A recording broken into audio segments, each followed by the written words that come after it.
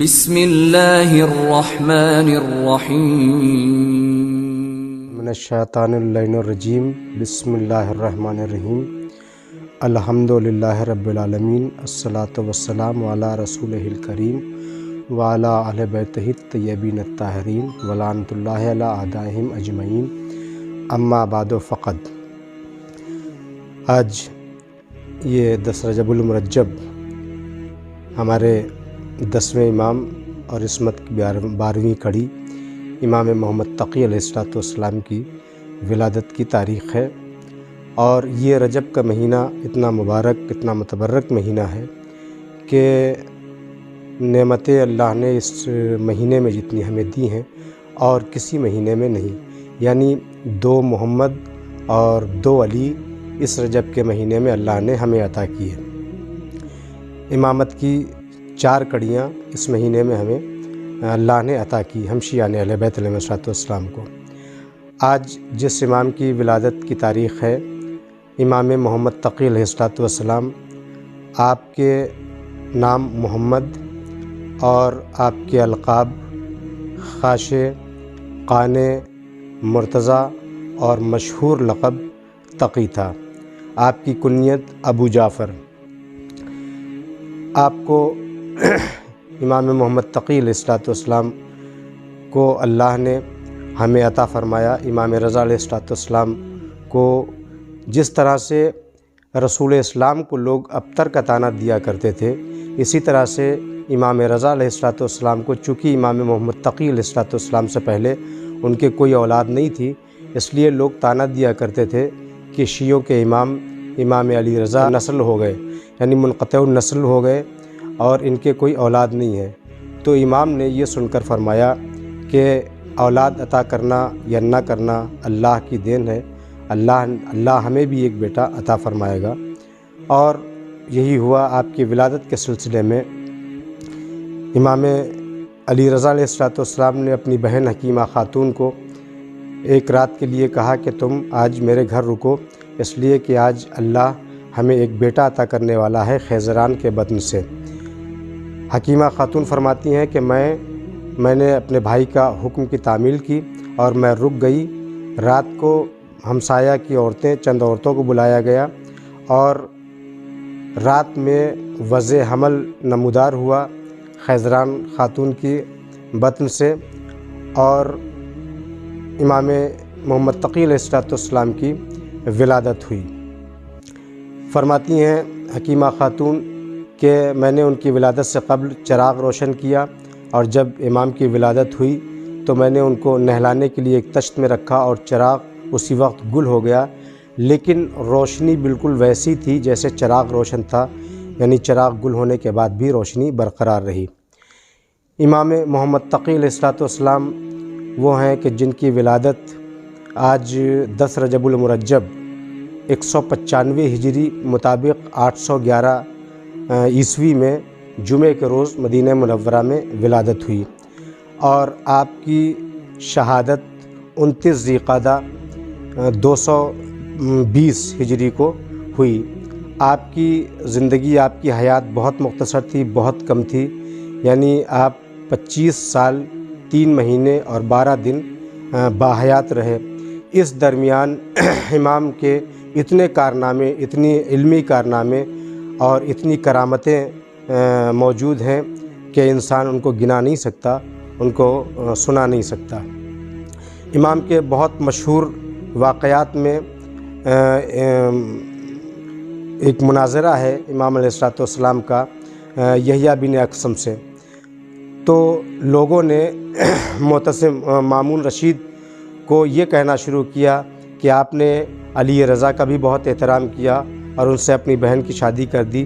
ٹھیک ہے، وہ تو بڑے تھے اور سن دراز تھے، لہٰذا ان کا احترام ہم لوگوں نے قبول کر لیا، لیکن یہ کم سن بچے محمد تقی، ان کا اس اعتبار سے احترام ہم کیسے قبول کریں؟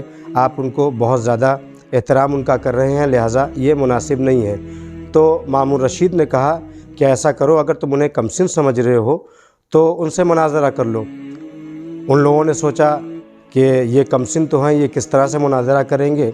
بہرحال ایک دعوت عام دی گئی اور اس نے ان لوگوں نے مناظرے کے لیے یحییٰ بن اقسم جو اس زمانے کا سب سے بڑا عالم تھا اس کو بلایا۔ حالانکہ مامون رشید خود بنی عباس کے سلاطین میں سب سے زیادہ فقیہ اور عالم سمجھا جاتا تھا، لیکن پھر بھی اس نے کہا کہ تم جس کو بلانا چاہو مناظرے کے لیے بلا سکتے ہو۔ یحییٰ بن اقسم کو بلایا گیا۔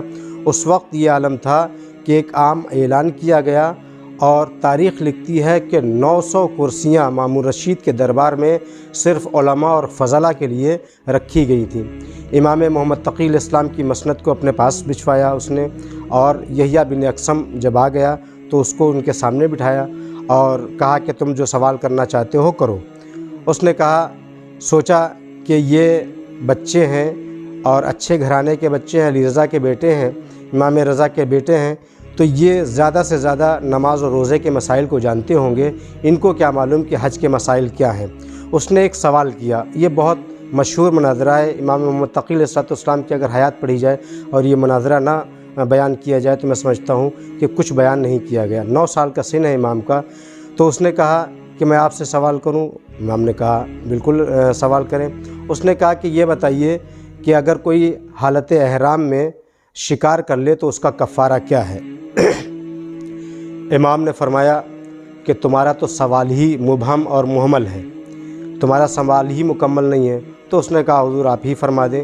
اب جو امام نے سوال کی شقیں نکالی ہیں تو یحییٰ بن اقسم مبہوت ہو گیا، سارا مجمع مبہوت ہو گیا۔ امام نے فرمایا کہ تم نے سوال نامکمل کیا ہے، سوال اس طرح سے ہونا چاہیے تاکہ اس کی تشریح کی جائے، اس کے جواب مکمل طور پر دیے جائیں۔ سوال یہ ہونا چاہیے کہ شکار ہل میں ہوا یا حرم میں ہوا، شکار کرنے والا بالغ تھا یا نابالغ تھا، شکار کرنے والا آزاد تھا یا غلام تھا، شکار کرنے والا اپنے گناہ پر مصر تھا، شکار کرنے پر مصر تھا یا نادم تھا، اس نے علی اعلان گناہ کیا تھا یا پوشیدگی میں کیا تھا، رات میں کیا تھا یا دن میں اعلانیہ طور پر کیا تھا۔ اس طرح کے جب امام نے سوالات کیے تو وہ مبہوت ہو گیا اور پریشان ہو گیا۔ پھر سر جھکا کے کہتا ہے کہ آپ ہی اس کی وضاحت بھی فرما دیں سوالوں کے۔ پھر امام نے وہ تفصیلی جوابات ہیں جو اس وقت نہیں ہے کہ ان کو بیان کیا جائے، امام نے سارے سوالوں کے جواب دیے تو سارا کا سارا مجمع دنگ رہ گیا۔ خود مامون رشید تو جانتا تھا کہ ان کی عظمت کیا ہے، اس نے اور زیادہ ان لوگوں کو پریشان کرنے کے لیے کہ ان کا چہرہ اور سامنے آ جائے کہ علمی لیاقت کتنی ہے ان کی علماء کی، تو اس نے کہا کہ آپ بھی کچھ سوال کر لیں، امام کی طرف اشارہ کر کے کہا آپ بھی ان سے کچھ سوال کر لیں یحییٰ بن اقسم سے۔ تو امام نے سوال کیا، یہ بہت اچھے سوالات امام کے ہیں اور عجیب انداز سے کیے۔ امام نے کہا یہ فرما کہ ایک عورت صبح کو حرام تھی، دن چڑھے حلال ہو گئی، ظہر کے وقت حرام ہو گئی، عصر کے وقت پھر حلال ہو گئی، مغرب کے وقت پھر حرام ہوئی، عشاء کے وقت پھر حلال ہو گئی، آدھی رات کو پھر حرام ہو گئی اور صبح کے وقت پھر حلال ہو گئی۔ اس کا جواب آپ ہمیں دے دیں۔ ایک مرتبہ یحییٰ بن اقسم نادم ہو کے کہتا ہے کہ یا ابن رسول اللہ، اتنے سوالات کے جواب میں کیسے دے سکتا ہوں، آپ خود وضاحت فرمائیں۔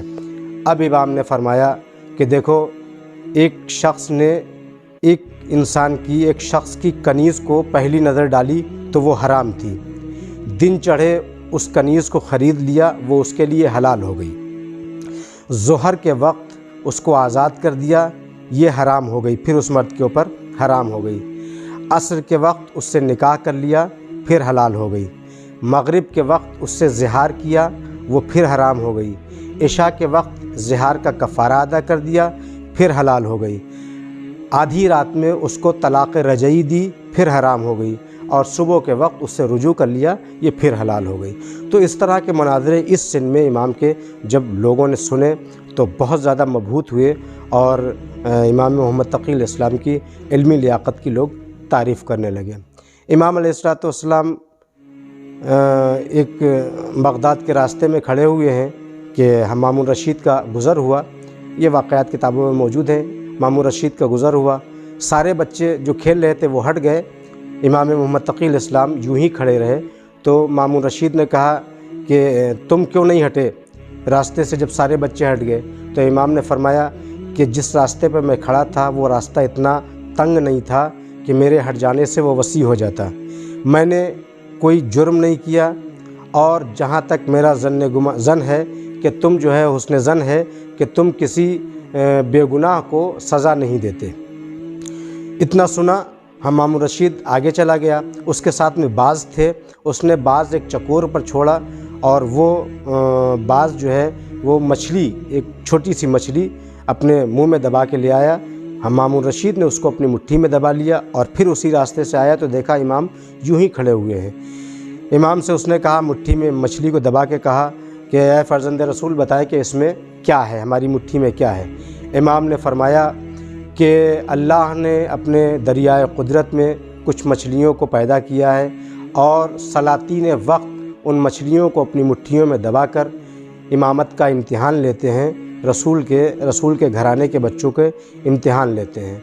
इमाम रशीद ये सुन के बहुत दंग हुआ और बहुत हैरतज़दा हुआ और अपने साथ लेके चला गया।